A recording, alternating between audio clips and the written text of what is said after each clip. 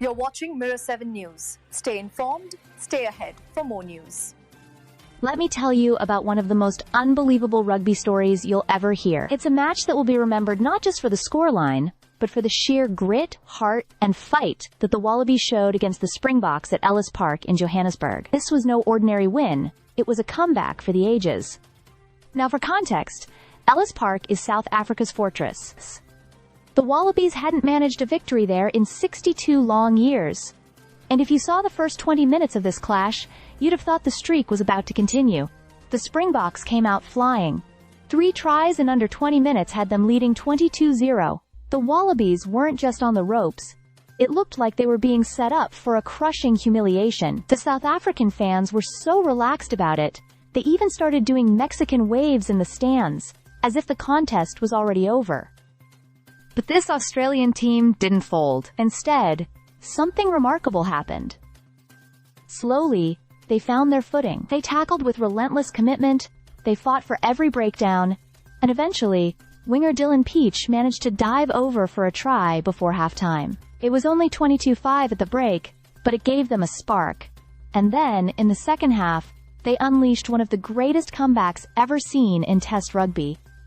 Prop Angus Bell set the tone with a clever pass to Harry Wilson, who charged over the line. Suddenly, it was 22-12, and the Boks looked unsettled. Then came the moment that changed everything.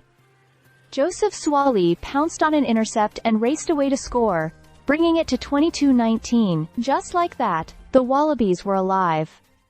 Minutes later, Wilson was over again after a break from Tom Whyte, and Australia had the lead, 26-22. Can you believe it? From 22-0 down to leading the world champions in their own backyard, the wave didn't stop there. Max Jorgensen added another try, Tom Whyte crossed late, and the Wallabies sealed an astonishing 38-22 victory. 5 second-half tries, complete domination of the breakdown, and a Springboks side left shell-shocked in front of their home fans.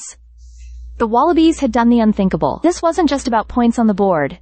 It was about belief, resilience, and the kind of spirit that makes sport so special. Players like James O'Connor, returning to the gold jersey after 3 years away, turned back the clock and showed pure class. Fraser McReight was immense at the breakdown, Nick Frost stole key lineouts, and skipper Harry Wilson led with both courage and tries. Coach Joe Schmidt, often doubted and criticized, masterminded a performance that will now be etched into rugby folklore. He admitted the opening minutes were heart-stopping, but what followed was proof of what this Wallabies team is building. Grit, pride, and the ability to rise when it matters most.